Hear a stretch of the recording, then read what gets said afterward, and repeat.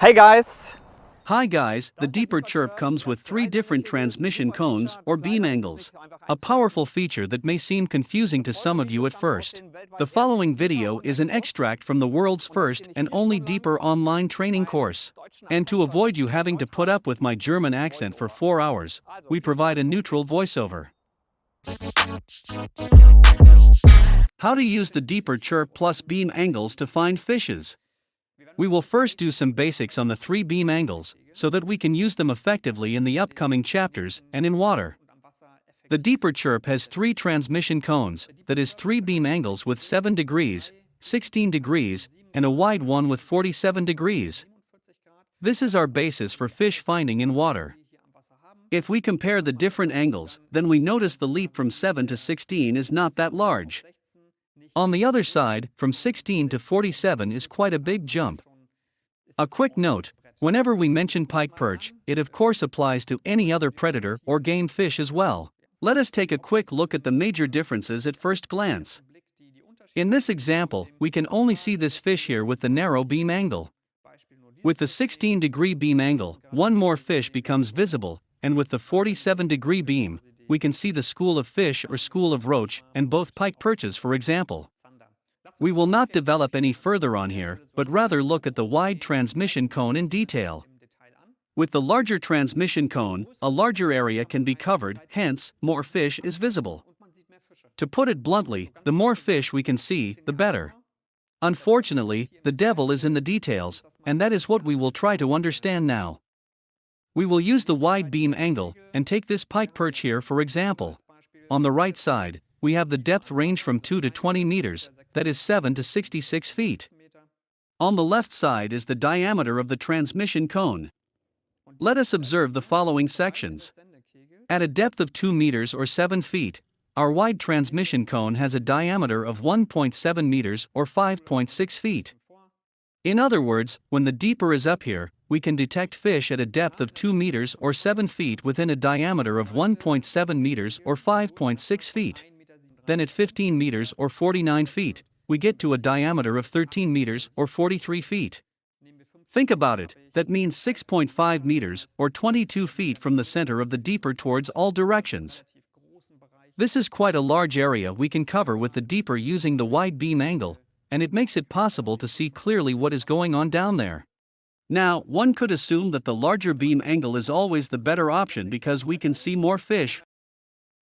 Let us take this fish arch here as an example. We can see in the A-scope, also known as the vertical flasher, that there is a fish in the transmission cone, underneath the deeper. The first signals we get are relatively good, although we have a depth of almost 8 meters. When looking at such a nice fish arch, we would immediately ask ourselves the question, in which direction should we cast? And that is where the challenge comes in. At a depth of 8 meters or 26 feet, we have a diameter of 7 meters or 23 feet, which gives us an area of about 40 square meters or 430 square feet, covered by the deeper. Now picture the following. This area equals the size of a small 2-room apartment. Somewhere in the kitchen to the left below the sink of this flat, there is this 75 centimeter or 2.5 feet pike perch, which we can detect in our Deeper app. Where should we fish in this flat, or where are we going to cast our bait? Into the bathroom, into the living room, to the front, or to the back? It must be clear now that, even though we can see the pike perch on our Deeper app, that is, its echo, it is very unlikely that we will cast close enough for the predator to bite. To make it clearer, the pike perch can be anywhere. It can be here, it could be there, up there, or down there. All these positions are within the transmission cone, which means that we always see the fish arch, but we cannot locate it. This is unfortunately one disadvantage of a 2D fish finder. Nevertheless, the advantage of the large transmission cone is to say, hey, we know the pike perch is in the 2-room flat, but we don't know where exactly. We are not sure if it is to the front, or is it on the other side. We virtually cannot pinpoint its location, and it would take us quite a long time to catch the fish afterwards. If we want to find fish, the wide cone suits very well for the job, but not really for exact location. Let us look at a comparison of all 3 beam angles, and then their individual advantages and use cases should become clear and obvious. Have we seen a fish here with the large beam angle? Then we do not know exactly where it is, but we can look up with the middle beam angle if it is still visible within the medium transmission cone. If this is the case, that is, if the echo is still visible, then we know it is somewhere below the deeper.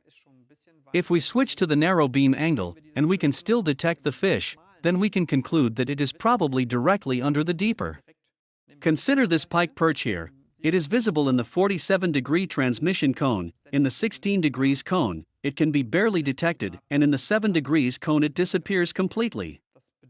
If we can detect the fish here, but not anymore with the 7 degrees beam angle, this suggests that the fish cannot be directly under the deeper, but rather beyond the 7-degree cone. Let us move on to the narrow transmission cone where things get even more extreme. As we can see here, at 2 meters or 7 feet depth, we have a diameter of only 25 centimeters or 0.8 feet. This means, if we detect a fish, or capture a fish arch at this depth, then we know that it is directly under the deeper. At 8 meters, or 26 feet, it becomes interesting with a diameter of 1 meter or 3.3 feet. So even at such greater depths, we can still locate the fish relatively accurately with the narrow transmission cone. With the small beam angle, we can answer the question, is the fish under the deeper or not? Here, the diameter of the cone is approximately 1/8 of the corresponding depth. This slide will be made available for download in this chapter, so you can take it with you to the waters. We can see all 3 transmission cones seen from above in comparison at a depth of 8 meters, or 26 feet. We continue our examples with these 2 fishes here. We turned on the low frequency with the wide cone. What we detect afterwards is 2 fish echoes. Next, we change the setting to the medium frequency with the medium cone. The only echo we receive now is this one, because this fish is outside the medium cone. Finally, we switch to the narrow cone with the high frequency. Unfortunately, we cannot detect any echo at all. Thus, we can conclude that there is a fish in the vicinity of the deeper, but not directly under it, and another fish is further away, namely this one here, because it can only be detected with the wide cone. We continue our fish finding by scanning the area once more. We want to find fish with the deeper, and the narrow cone is perfect for greater depths, because it can reach a depth of 2 to 6 meters, or 6 to 20 feet, easily. When we know the fish are close to the deeper, we can fish for them accordingly. We use the medium cone at medium depths, between 6 and 15 meters, that is 20 to 50 feet. Actually, it is perfect for finding fish at these depths, and we do not have to search for a long time, because we know the fish is nearby. We can say the wide cone suits better for finding fish near the surface down to a depth of 2 to 6 meters, or 6 to 20 feet. Should we see fish arches at these depths with the wide cone, then we can be sure that they are at the vicinity of the deeper, and we can go on and fish for them. The narrow cone, on the other hand, is not suitable for such situations. If we have a diameter of 20 centimeters, that is 8 inches, we have a much greater probability of casting between 2 fish and think, oh, there is nothing here. The fish finding process here once more in comparison, the deeper it gets, the narrower the transmission cone must become. There is another important piece of information that needs to be issued. When testing the deeper in a garden pond or just throwing it into shallow waters to connect to it, the deeper switches automatically to shallow water mode. This means the narrow transmission cone is the default setting, and this setting cannot be changed at all by the user. At depths up to 1 or 2 meters, or 6 to 12 feet, we have the shallow water mode which cannot be altered, so do not be surprised if this happens when using the deeper close to the bottom of water. What is important is the ability to estimate when to use which beam angle or frequency, and this basic understanding is our goal in this course. Once we understand these basics, we are ready to start casting the deeper, detecting fish arches, recognizing structures, changing frequencies or beam angles, and then start fishing as soon as possible. Schnellstmöglich anzufangen zu angeln.